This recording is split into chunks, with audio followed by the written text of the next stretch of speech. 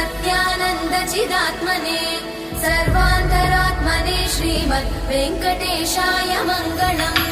स्वतः सर्वविदे सर्वशक्तये सर्वशेषिने सुलभाय सुशीलाय वेङ्कटेशाय मङ्गलम्।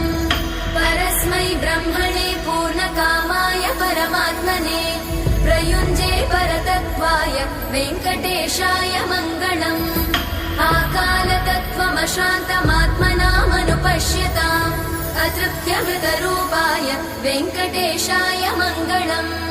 प्रायस्वचरणौ पुंसां शरण्यत्वेन पाणिना कृपया दिशते श्रीमद् वेङ्कटेशाय मङ्गलम्।